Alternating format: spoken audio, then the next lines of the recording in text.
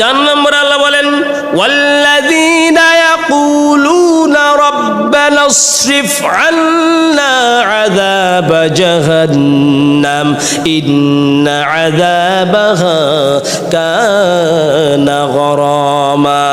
আল্লাহ বলেন আমার প্রিয় বান্দাদের গুনার একটা শোনো। ওয়াল্লাযীনা ইয়াকুলুনা, ওই সমস্ত লোক, ইয়াকুলুনা তারা বলে, রব্বানা ওগো আমার মালিক, ইসরাফ রব্বানা ইসরিফ আল্লাহ আমাদের থেকে দূরে সরায় দাও, আন্না আন মানে থেকে, আর না মানে আমাদের, ওগো প্রভু আমাদের থেকে জাহান্নামের আগুনকে দূরে সরায় দাও, মানে জাহান্নাম থেকে আমাদের বাঁচাও। নবীজি বারবার দোয়া করেছেন আল্লাহুম্মা ইন্নী আউযু বিকা মিনান নার। নবীজি জাহান্নামের আগুন থেকে নবী দোয়া করেছে, আজকে আমরা দোয়া করি না। মানবতার জীবনে, মুমিনদের জীবনে যত পাওয়ারফুল ক্ষমতাবান হাতিয়ার আছে, হাতিয়ারের মধ্যে 1 নম্বর একটা হাতিয়ার হলো আল্লাহর কাছে বেশি দোয়া। জিহাদের ময়দানে গিয়েও, বদরের ময়দানে গিয়েও নবীজি অস্ত্র আছে, আল্লাহর সাহায্য আসবে, ফেরেশতারা আসছে, তারপরও নবী ওই সময়ে সিজদায় পড়ে পড়ে আল্লাহর কাছে দোয়া করতে ভুলে না।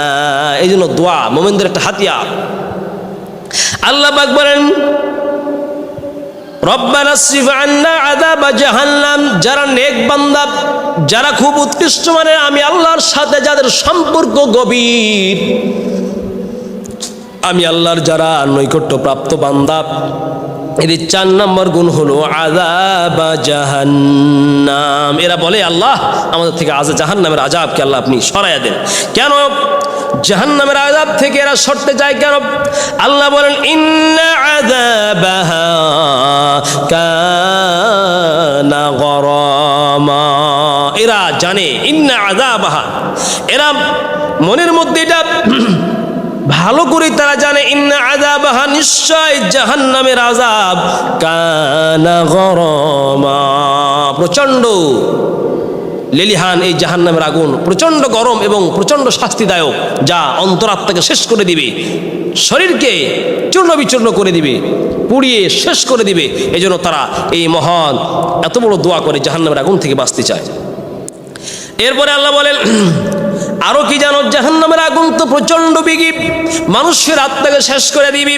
আরেকটি গুণ হচ্ছে জাহান্নামের আগুন থেকে কেন তারা বাঁচতে চায়। আল্লাহ বলেন ইন্নাহা সাআত মুস্তাকাররাও ওয়া মুকামা। এরা জাহান্নামের আগুন থেকে বাঁচতে চায় কেন? আল্লাহ বলেন ইন্নাহা, আই নিশ্চয়, অর্থাৎ ইন্নাহা আই ইন্না আযাব জাহান্নাম, জাহান্নামের আযাব, সাআত মুস্তাকাররাও ওয়া মুকামা, আবাসস্থল হিসাবে এটা হচ্ছে খুব নিকৃষ্ট এবং খুব খারাপ একটা জায়গা। এই জন্য তারা আল্লাহর কাছে দোয়া করে। সম্মানিত ভাইরা, এই জন্য জাহান্নামের আগুন থেকে আল্লাহর কাছে পানা চাইতে হবে। এরপরে আল্লাহ এমন কিছু গুণের কথা বলেছেন। আল্লাহ পাক বান্দাকে সৃষ্টি করেছেন, বান্দা তো আমরা বুঝি না, দুনিয়ায় চলারও হিকমত, দুনিয়ার চলার কৌশল বুঝি না। দুনিয়ায় চলার কৌশল আল্লাহ শিখাই দিচ্ছেন, বান্দারে দুনিয়ায় চলবি, খুব বেশি খরচও করবি না। 10,000 টাকা তুমি রোজগার করো, আপনি 50,000 টাকা রোজগার করেন। এখন আপনার রোজগারের তুলনায় যদি আপনার খরচ খুব বেশি হয়ে যায়, তাহলে আপনি সাংসারিকভাবে কুলিয়ে উঠতে পারবেন না। এখানে আল্লাহ পাক চমৎকার একটা পারিবারিক পরামর্শ দিচ্ছেন যে হে বান্দা, দুনিয়ায় সচ্ছল হতে হলে এবং দুনিয়ায় সচ্ছলতার সাথে দিন যাপন করতে হলে একেবারে খুব ওপেনভাবে হাত ব্যয় করাও যাবে না। আবার কিছু মানুষ তো আবার এমন আছে যে রোজগার করে ঠিকই, কিন্তু পরিবারের জন্য একটু খরচ করতে একেবারে কৃপণ, এই কৃপণও হওয়া যাবে না। আবার এত মুক্ত হস্তেও সব খরচ করে দেওয়া যাবে না। আল্লাহ বলেন বান্দা তোমার প্রতি আমি এত দয়ালু, এত দয়াশীল, এত দয়া করে আমি আল্লাহ তোমাকে পরামর্শ দিলাম। শোনো, রহমানের বান্দাদের আরেকটি গুণ, প্রিয় বান্দাদের একটি গুণ হলো আল্লাহ বলেন ওয়াল্লাযীনা, ওই সমস্ত লোক, ইদা যখন তারা আনফাকু, যখন তারা খরচ করে, লাম ইসরিফু, খরচ করার সময় এরা এত বেশি ইসরাফ করে না, মানে অপচয় করে না। ওয়ালাম ইয়াকতুরু, এবং তারা হাতকে মুষ্টিবদ্ধ করে রাখে না, একেবারে কৃপণ হয়ে যায় না। ওয়া কানা বাইনা যালিকা কাওয়ামা, এরা কৃপণ, অত্যাধিক খরচ মৃত ব্যয় অর্থাৎ কম খরচ এবং বেশি খরচের মাঝামাঝি তারা একটা মধ্যম পন্থা অবলম্বন করে খরচের ক্ষেত্রে। প্রিয় ভাইরা দেখেন আল্লাহ কত সুন্দর আপনার সচ্ছলতা। আমরা খালি বলি যে কুলিয়ে উঠতে পারছি না, অনেক পরিবার আছে অনেক খরচ করে অনেক রোজগার করে কিন্তু আসলে তার আয়ের থেকে ব্যয়টা বেশি হয়ে যায়, এই জন্য পরিবারে সে কুলিয়ে উঠতে পারে না। আল্লাহ পরামর্শ দিচ্ছেন যদি প্রিয় হতে চাও এত বেশি খরচ করা যাবে না। আল্লাহ বলেন ওয়াল্লাযীনা ইযা আনফাকু, যখন তারা খরচ করে আল্লাহর প্রিয় বান্দারা, লাম ইসরিফু, খরচে খুব বাড়াবাড়ি করে না, ওয়ালাম ইয়াকতুরু, আর খরচ একেবারে কমিয়েও দেয় না, বখিল প্রণাম করে না, কৃপণতা করে না। তাহলে তারা কি করে? আল্লাহ বলেন আল্লাহর কাছে যেটা প্রিয় সেটা হচ্ছে ওয়া কানা বাইনা যালিকা কাওয়ামা, মধ্যম পন্থা এরা অবলম্বন করে। সম্মানিত ভাইরা আমার, অতএব আপনি খরচে মৃত্যুব্যয়ী হবেন এবং মধ্যম পন্থা অবলম্বন করবেন। আরেকটি গুণ আল্লাহ পাক বলেন ওয়াল্লাযীনা লা ইয়াদউনা মা'আল্লাহি ইলাহান আখার, আল্লাহ বলেন শোনো রহমান আল্লাহর প্রিয় বান্দাদের একটি গুণ হলো ওয়াল্লাযীনা লা ইয়াদউনা, তারা ডাকে না মা'আল্লাহি, আল্লাহর সাথে, ইলাহান আখার, অন্য কোনো প্রভু এবং অন্য কোনো উপাস্যকে তারা ডাকে না। ওই যে মাজারিকে, অর্থাৎ তারা শিরিক করে না। আপনি বলছেন হ্যাঁ আল্লাহ আছে, ওপরে আল্লাহ আছে এবং নিচে অমুক আছে, নিচে জমি আছে, এই যে ওপরে আল্লাহ নিচে তুমি, এটা বলা যাবে না। সব কিছুর নিয়ন্ত্রণ করছেন আল্লাহ রাব্বুল আলামিন। শিরিকের তারা স্পর্শে যায় না, মাজারে গিয়ে সেজদা দেয় না, কোনো ব্যক্তির কাছে হাত পাতে না, এবং আল্লাহ এমনটা পারে কোনো পীরের দরবারে গিয়ে সেজদা করে না। নিশ্চিত পীরের দরবারে গিয়ে বিভিন্ন খানকায় গিয়ে মান্নত করা এবং সেজদা করা এটা মহা গর্হিত এবং অপরাধজনক কাজ। আমরা এখান থেকে বেঁচে থাকবো। যারা আল্লাহর প্রিয় বান্দা শিরিক করে না, শিরিক হচ্ছে এত জঘন্য পাপ, বান্দার জীবনের সমস্ত গুনাহকে এক নিমিষে শেষ করতে পারে, যে তার নাম হচ্ছে শিরিক। শিরিক হচ্ছে জঘন্য বর্বর পাপ, এটা থেকে আমরা বেঁচে থাকবো ইনশাআল্লাহ। আল্লাহ বলেন রহমানের বান্দাদের একটা গুণ হলো তারা শিরিক করে না। 2 নম্বর হলো ওয়ালা ইয়াকতুলুনান নাফসাল্লাতী হারামাল্লাহু ইল্লা বিল হক, আল্লাহ বলেন ওয়ালা ইয়াকতুলুনান নাফসা আল্লাতী, আল্লাহ ওই বান্দারা যারা রহমানের প্রিয় বান্দা, আল্লাহর যারা প্রিয় বান্দা, আল্লাহ বলেন তারা কোন নফসকে, মানুষকে হত্যা করে না। কোন নফসকে? আল্লাতী, ওই জীবনকে, ওই ব্যক্তিকে, হারামাল্লাহু, যাকে আল্লাহ হত্যা করা হারাম করেছেন, ইল্লা বিল হক, কিন্তু যাকে আল্লাহ হত্যা করার অনুমতি দিয়েছেন তাকে তারা হত্যা করে, কিন্তু অন্যায়ভাবে, অবৈধভাবে এবং ক্ষমতার জোরে, দলীয় দাপটে, খুব রাজনৈতিক টর্চারিং করে একজন মানুষকে হত্যা তারা করে না, রহমানের বান্দার। অতএব আমার বাংলাদেশে আজকে অহরহ মানুষ সামান্য কারণে দেখেন জুলাই অভ্যুত্থানের পর থেকে, এই বিজয়ের পর থেকে কত মানুষ তারা হত্যা করতে করতে সেঞ্চুরি করেছে, তারা 100 ভার করে ফেলেছে। আর এই জঘন্য বর্বর পাপ, হত্যা করা, একটা মানুষকে হত্যা করা। আপনি মনে রাখবেন, আজকে আপনি একজন মানুষকে হত্যা করলেন, তার সন্তানকে ইয়াতীম বানালেন, তার বউকে বিধবা বানালেন, এর পাপ আপনার ঘাড়ে বর্তিত হবে কিয়ামতের মাঠে। এক চুল পরিমাণ এর জব না দিয়ে কিন্তু আপনি সরতে পারবেন। অতএব রহমানের প্রিয় বান্দারা, আল্লাহর বান্দারা মানুষকে হত্যা করে না। আরেকটি গুণ আল্লাহ বলেন ওয়ালা ইয়াসনুন, যারা আল্লাহর প্রিয় বান্দা, যারা আল্লাহর প্রকৃত বান্দা, মুহাব্বতের আল্লাহর সাথে যাদের সম্পর্ক গভীর, আল্লাহ বলেন ওয়ালা ইয়াসনুন, এরা মানুষের ব্যভিচার করে না, জেনা করে না। আজকে তো জেনা আমাদের সমাজে খুব ব্যাপক হয়ে গেছে। কেন? এই জেনা, ব্যভিচার, ওয়ালা ইয়াসনুন, আল্লাহ বলেন এরা জেনা করে না, ব্যভিচার করে না। জেনা একটা সমাজে সয়লাভ করার একটা বড় কারণ হচ্ছে এখন আমাদের সমাজে আমরা দায়ী হয়েছে এটার জন্য। কারণ সমাজে ব্যভিচার, অন্যায় এবং জেনা, ব্যভিচার খুব বেশি হচ্ছে, কিন্তু এই বিচার হচ্ছে না ঠিক।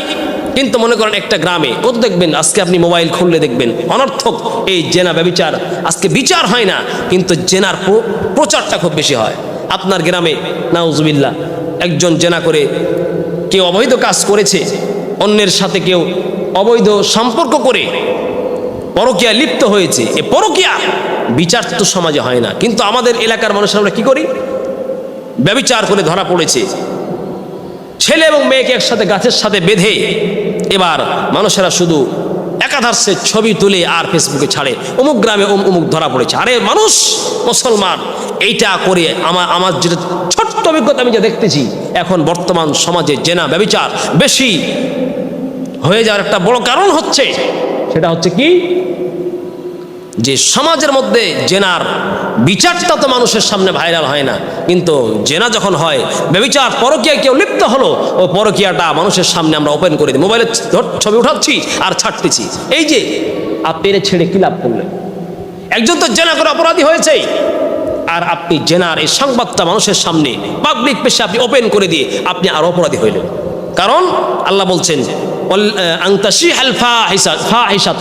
যারা অন্যায় কাজ, খারাপ কোনো কুৎসা বা খারাপ কোনো সংবাদ প্রচার যারা বেশি বেশি করে, আল্লাহ এদেরকে অপছন্দ করেন এবং আল্লাহ পাক এদেরকে আযাব দিবেন। সম্মানিত ভাইরা আমার, এই জন্য সমাজে একটা জেনা ব্যভিচার হচ্ছে, এই ব্যভিচারের বিচার তো হয় না, উল্টা যেখানে যে এলাকায় ব্যভিচারটা হচ্ছে, পরকীয়া হচ্ছে, অবৈধ প্রেম আলাপ হয়ে ধরা পড়তেছে, আমরা গ্রামের মানুষ তার ছবি তুলে ফেসবুকে আমরা পাবলিশ করে দিই, মানুষ দেখে। এই যে একটা পাপ যখন যুবকরা দেখতেছে, হাজার হাজার যুবকরা যখন একটা পাপকে দেখতেছে, তখন আরে মুসলমান যুবক, আপনার মোবাইল থেকে আপনি পোস্ট করছেন, আপনার এই পাপটা দেখে, একটা পাপ যখন মানুষ বারবার দেখতেছে, যুবকরা বলবে কিরে এত ব্যভিচার হচ্ছে, কোনো বিচার তো হয় না, আমরাও করি। এই যে একটা ভয়। কিন্তু প্রিয় ভাইয়ের আমার, সমাজে একটা জেনা হচ্ছে, এই জেনাকারকে ধরে কাছের সাথে বেঁধে রেখেছেন, এই ছবিটা পোস্ট না করে জেনাকারকে ধরে যে বিচারটা হচ্ছে, ওই বিচারটা ভাইরাল করে দিন, ওই বিচারটা মানুষকে দেখান। ওই বিচারটা যদি যুবকেরা দেখে, কেউ জেনা করার সাহস পাবে না। যদিও ইসলামী খেলাফত এবং ইসলামী হুকুমত না থাকার কারণে এই পশ্চিমাবাদীদের আইন শৃঙ্খলা দ্বারা বাংলাদেশ পরিচালিত হয়ে কোনো ব্যভিচারের গুনাহ, কোনো ব্যভিচারের বিচার তো বাংলাদেশে হয় না।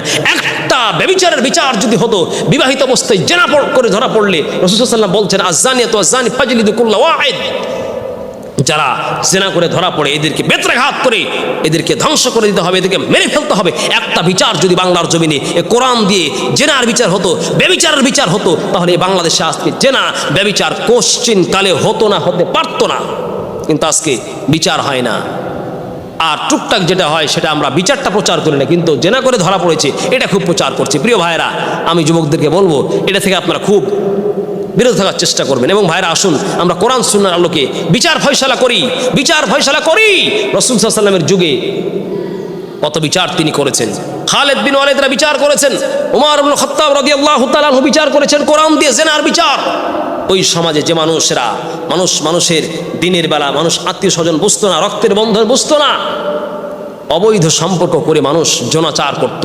রাসূল সাল্লাল্লাহু আলাইহি ওয়াসাল্লামের এই বিচার ব্যবস্থা আসার পরে সোনার দেশ তৈরি হয়ে গিয়েছিল, সোনার রাষ্ট্র তৈরি হয়েছিল, কেউ জেনা ব্যভিচার করে না। সম্মানিত ভাইরা, অতএব এই আল্লাহর বান্দারা এরা বিচার করে, এরা অন্যায় অবিচারের কাজ করে না, অর্থাৎ জেনা ব্যভিচারের কাজ তারা করে না, যারা আল্লাহর বান্দা।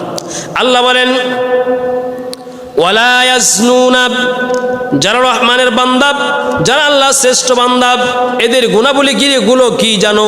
এই বান্দাগুলি অন্যায় তো করে না, অবিচারও করে না, আর এরা ব্যভিচার করে না। আল্লাহ বলেন ওয়ামান ইয়াফআল যালিকা ইয়ালকা আযামা, বান্দার খবরদার শোনো, ওয়ামান ইয়াফআল যালিকা, যারা এই কাজগুলি করবে, ইয়ালকা আযামা, তারা গুনাহের সম্মুখীন হবে, মানে অপরাধ করল।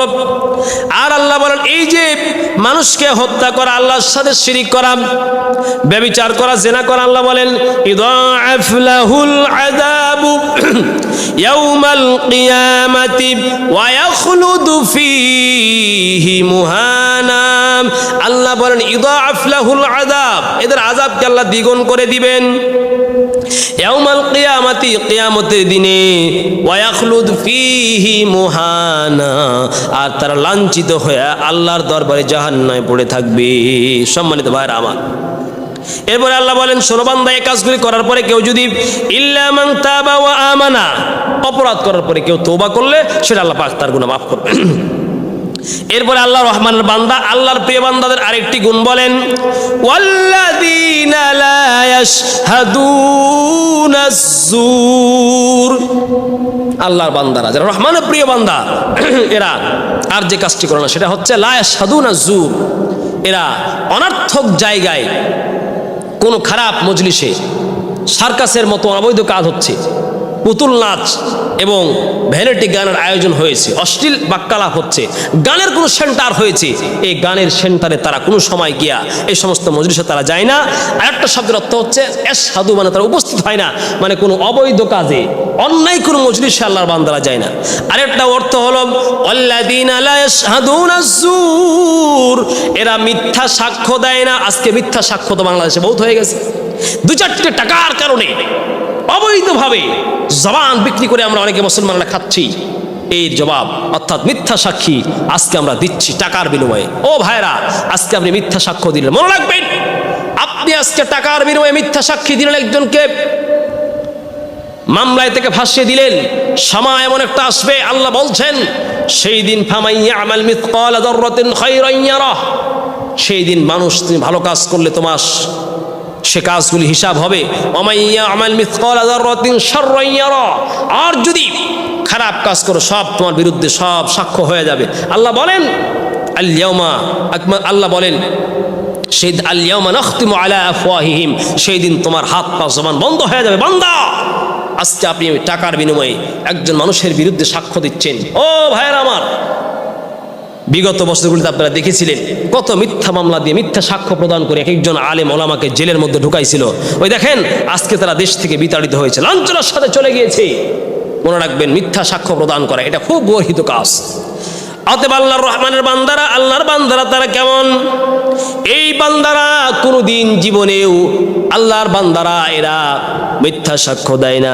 আরেকটি গুণ আল্লাহ বলেন ওয়াইদা মাররু বিল্লাগবি মাররু কিরামা, আল্লাহর রহমানের বান্দারা, আল্লাহ শ্রেষ্ঠ বান্দারা, ওয়াইদা মাররু বিল্লাগবি, তারা যখন কোনো অশ্লীল কাজের পাশ দিয়ে যায়, অনর্থক কোন মজলিসের পাশ দিয়ে যায়, আল্লাহ বলেন মাররু কিরামা, এরা সম্মানের সাথে চলে যায় না। ওই খারাপ কাজের পাশে গিয়ে আমার গিয়ে লাভ নাই। অতএব রহমানের বান্দারা অনর্থক কাজ, বেফাইসা কাজ, অর্থাৎ যেগুলো বেকার কাজ, এগুলোর সাথে তারা সম্পৃক্ত হয় না।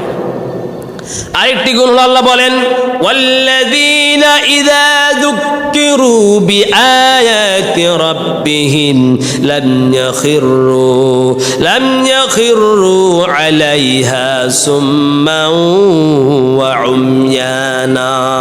আল্লাহর এই রহমানের বান্দাদেরকে, আল্লাহর প্রিয় বান্দাদেরকে আল্লাহ বলেন ওয়াল্লাযীনা ইযা যুক্কিরু, যখন তাদেরকে উপদেশ দেওয়া হয় বিআয়াতি রাব্বিহিম, তাদের প্রতিপালকের রবের আয়াত দিয়ে যখন তাদেরকে উপদেশ দেওয়া হয়, আল্লাহ বলেন তারা লাম ইয়াখিরু আলাইহা সুম্মা ওয়া উময়ানা, তারা লাম ইয়াখিরু আলাইহা, ওই কথা আমি একটা কথা আপনাকে বললাম রেফারেন্স ছাড়া। অতএব আল্লাহ বলছেন আমার রহমান, আমার বান্দা যারা প্রকৃত বান্দা, সুম্মা ওয়া উময়ানা, অন্ধকার হয়ে এবং বধির হয়ে এবং তারা অন্ধ হয়ে, অর্থাৎ অন্ধভক্ত যেটাকে বলে, শায়েকের ভক্ত হয়ে যাওয়া। কোনো দল হঠাৎ করে আপনার সামনে এসে কোনো কথা বলছে যে এটা একটা নতুন উদ্ভট কথা আপনি শুনছেন, যেমন দেখেন চিরন্তন কাল থেকে নবীদের পর থেকে সাহাবীর পর থেকে তাবে আইমে মুস্তাহিদিন, আইমে মুতাকদ্দিমিন, সালফে সালেহিন, উলামায়ে কেরামের কাছ থেকে মানুষ ধর্মের বাণী শুনে আসছে। এখন তদানীন্তন সময়ে কিছু দল তাওহীদ নাম দিয়েছে, কিছু দল এসে বলছে আলেমদের কথা শোনা যাবে না, আলেমরা আমাদেরকে ভুল বুঝিয়েছে। কতজন বলছে এই পর্দার প্রথাকে মানা যাবে না, নাউজুবিল্লাহ, নারীদেরকে পর্দা করতে হবে, তারা ফেস ঢেকে রাখবে, এটা আপনারা শুনে আসছেন নবী যুগ থেকে নিয়ে সাহাবী, তারপর পর থেকে চলে আসছে। হঠাৎ করে কিছু কুখ্যাত বেঈমান বেয়াদব এসে বলছে হুজুররা নাকি নারীদেরকে গৃহবন্দী করছে, হুজুররা নারীদেরকে গৃহবন্দী করে তাদেরকে সম্মান দিয়েছিল, আর তোমাদের মতো বেঈমানরা নারী পুরুষ সকলকে একসাথে করে নিয়ে তোমরা কনফারেন্স করছো আর বলছো এটা হচ্ছে মদিনার ইসলাম, নারী পুরুষ সবাইকে একসাথে দেখাচ্ছ।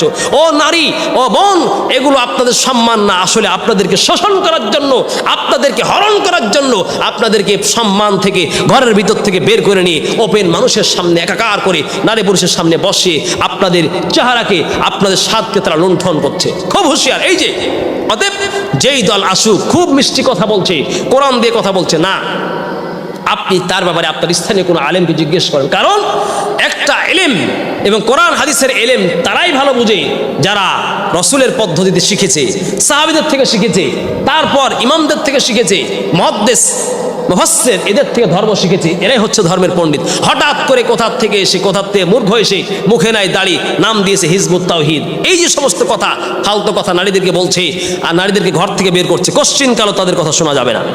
আল্লাহ বলেন, শোনো বান্দারা, যুক্কিরু বিআয়াতি রাব্বিহিম লাম ইয়াখিরু আলাইহা সুম্মান ওয়া উময়ানা। রহমানের প্রিয় বান্দাদের গুণ আল্লাহ উল্লেখ করেছেন, তারা অন্ধভক্ত হয় না। অন্ধভক্ত হবে না, রেফারেন্স কথা শুনবে, কোরআন হাদিস সে বুঝে কিনা তার থেকে আপনাকে তা বুঝতে হবে। হুট করে শুধু ডক্টর শুনলেই দৌড়ায় যাওয়া যাবে না, তো আপনি বেঈমান হবেন।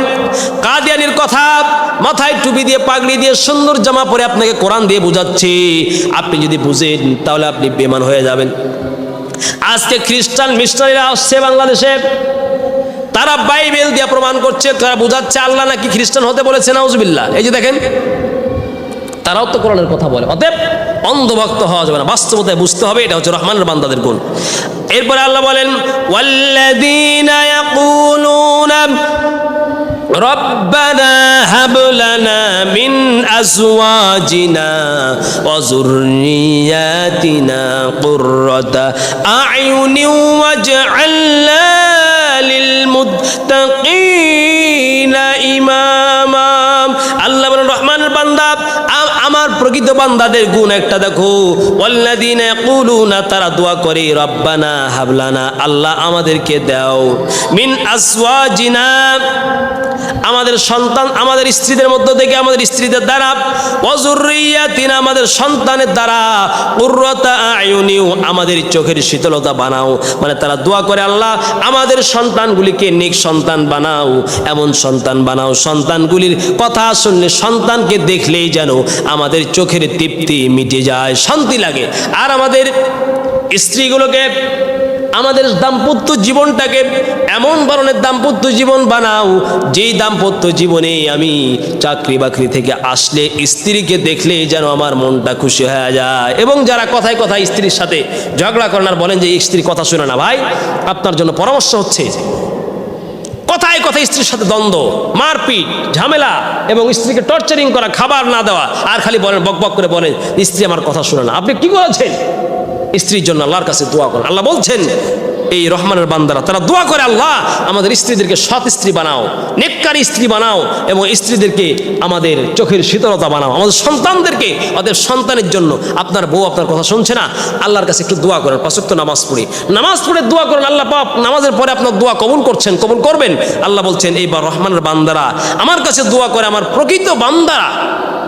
ও ভাই, আপনার দাম্পত্য জীবনে দ্বন্দ্ব, কলহ, বিবির সাথে দ্বন্দ্ব হয় না, ছেলে সন্তান আপনাকে দুষ্টামি করছে, আপন ছেলে আপনার ঘরে ভাত দেয় না, আপনাকে বৃদ্ধাশ্রমে রেখে আসছে, তাদের জন্য প্রথম থেকে সন্তান হচ্ছে, তখন থেকে আপনি একটু দোয়া করেন, দোয়া আল্লাহর কাছে দোয়া করেন। আল্লাহ বলছেন, এই বান্দারা দোয়া করেন, রব্বানা হাব লানা মিন আজওয়াজিনা, ও আল্লাহ আমাদের স্ত্রীদের দ্বারা, ওয়া যুররিয়াতিনা, আমাদের সন্তান দ্বারা, কুররাতা আ'য়ুন, আমাদের চোখের শীতলতা বানাও। শুধুমাত্র দুনিয়ার সন্তানকে যতই কিছু আপনি দেন, কাজ করতে পারবেন না, সন্তান আপনার কাছ থেকে সরে যাবে। তাদের জন্য নেক হওয়ার দোয়া করেন। আর দোয়া করে, ওয়াজআলনা লিল মুত্তাকিনা ইমামা, আল্লাহ আর মুত্তাকিদের আমাকে ঈমানদারদের নেতা বানায় দাও। আল্লাহ বলছেন, এই গুণগুলো যার মধ্যে থাকবে, উলাইকা ইজজাউনাল গুরফাতা বিমা সাবারু ওয়া ইউলাক্কাউনা ফিহা তাহিয়াতাও ওয়া সালামা। আল্লাহ বলে, বান্দারে, উলাইকা ইজজাউনাল গুরফাতা, এতক্ষণ আল্লাহ 12টি গুণের কথা বললেন। এরপরে আল্লাহ ইসমুল ইশারা, দূরবর্তী শব্দ দিয়ে আল্লাহ বুঝিয়েছেন। ইসমুল ইশারা, এটাকে বলা হয় ইশারা সূচক শব্দ। আল্লাহ এখানে এই শব্দটা কেন দিয়েছেন? উলাইকা, দীর্ঘক্ষণ আলোচনা করে আল্লাহ পাক বললেন, সম্মান দেখানোর জন্য বললেন, ওই বান্দারা। কোন বান্দারা? যাদের আলোচনা আমি এতক্ষণ করলাম, যারা জেনা করলাম, ব্যভিচার করলেন, এই আলোচনাগুলো আল্লাহ এতক্ষণ করলেন। আল্লাহ বলেন, ইজজাউনাল, প্রতিদান, গুরফাতা, তাদেরকে দেওয়া হবে জান্নাতের মধ্যে এমন সুন্দর ঘর, এবং অনেক সুন্দর চাকচিক্যময় ঘর। কেন? বিমা সাবারু, তারা যে এতক্ষণ ধৈর্য ধারণ করেছে।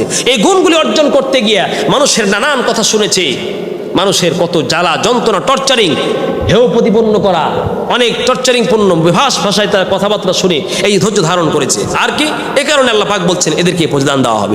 ওয়ায়ুলাক্কাউনা ফিহা তাহিয়াতাও ওয়া সালামা, ওয়ায়ুলাক্কাউনা ফিহা, তাদেরকে অভ্যর্থনা জানানো হবে ওই জান্নাতের মধ্যে, তারা পাবে তাহিয়াতাও, অভিবাদন, ওয়া সালামা, এবং তারা সালাম পাবে, শান্তি পাবে, এবং সুখ স্বাচ্ছন্দ্যে তারা এই পৃথিবীতে থেকে গিয়ে আল্লাহর জান্নাতে বসবাস করবে। এখন জান্নাত তো পেয়েছে, জান্নাত পাওয়ার পরে এত কষ্টের জায়গা থেকে, দুঃখের জায়গা থেকে শান্তির জায়গায় গিয়েছি। শান্তির জায়গায় যদি 3 দিন পরে আবার চলে যায় তাহলে কষ্ট হয়ে যাবে। আল্লাহ তাআলা বলেন খালিদিনা ফিহা, বান্দারে ভয় নাই, ভয় নাই, এই জান্নাতের মধ্যে তুমি চিরজীবন থাকবা। হাসুনাত মুস্তাকাররাও ওয়া মুকামা, এই জান্নাতটা হলো মুস্তাকাররাও ওয়া মুকামা, আবাসস্থল হিসেবে অনেক সুন্দর এবং আরামের জায়গা।